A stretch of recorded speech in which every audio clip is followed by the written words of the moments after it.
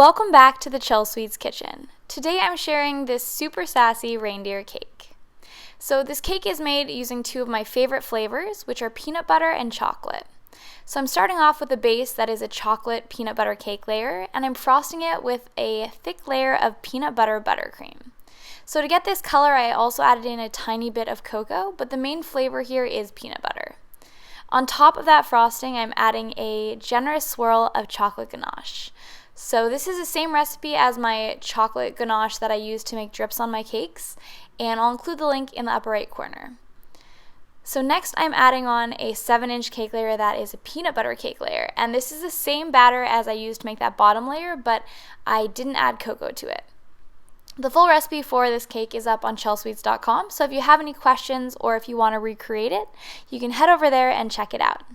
So I'm topping this with one more chocolate cake layer, and then I'm using that same peanut butter buttercream to just add enough frosting around the cake to create my crumb coat. So I'm not trying to get a super thick layer here, I'm just trying to fully cover all those cake layers to lock in all of my crumbs. So I start off by covering the cake and using a small offset spatula to spread the frosting around. And then once I felt like I had fully covered the cake, I used my bench scraper to get my crumb coat really nice and smooth.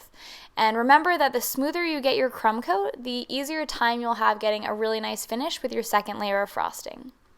So once I finished smoothing my crumb coat, I popped the cake into the freezer for about 5 minutes until it was just firm to the touch, and then I added on my second layer of frosting.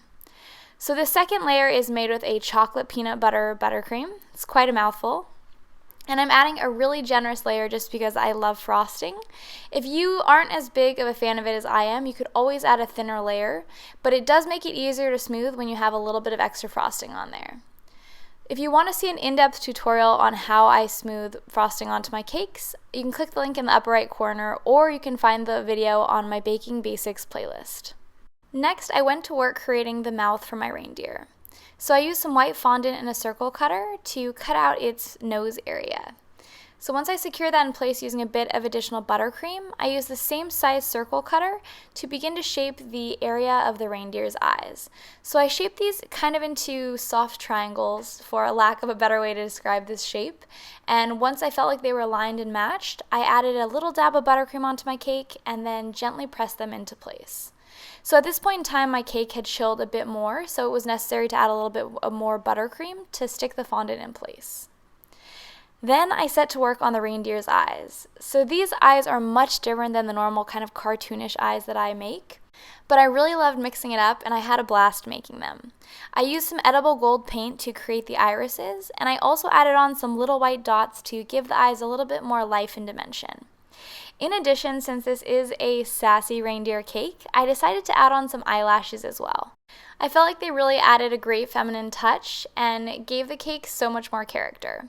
The eyelashes were a bit difficult to get into place, but I used a little bit of vodka to get them to stick, and once they were in place, they were really easy to handle. Next, I added on a tiny little mouth onto my reindeer snout. And then I brushed a mixture of vodka and ivory AmeriColor gel food coloring onto my white fondant. So you could also just color your fondant before adding it, but it's such a pain to color white fondant. So I figured it would be easier in this situation just to paint over my white fondant. So this doesn't always work, but since it's a light shade, it was pretty forgiving and it worked out pretty well. Next, I set to work on my reindeer's ears. So I cut out 2 ovals, inserted a wooden skewer into them, and then pinched the ends to create the shape of an ear. Once I was happy with their shape, I set them aside to firm up. Then I started to create the reindeer's antlers. I rolled out 2 pieces of fondant to be the same size, and I then carefully inserted 2 wooden skewers into these. I used a small knife to cut 4 slits into the top half of the antlers, and I then used my fingers to kind of pull those pieces out to create the shape. I painted my ears once they had firmed up the same color as the rest of my reindeer's face, and set those aside to dry while I added on my eyes onto the cake.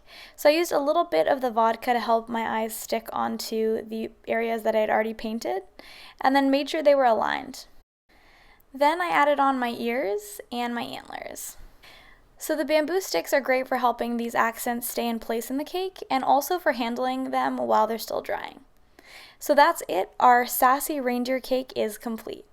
So I really loved this cake, and it was a little hard to cut into her, but because we had those peanut butter and peanut butter chocolate cake layers, I was super excited to take a bite of it. If you guys like peanut butter and chocolate, you're definitely going to love this cake. Don't forget, the full recipe is up on Chelsweets.com, and also remember to let me know what cakes you'd like to see me make next. Happy holidays!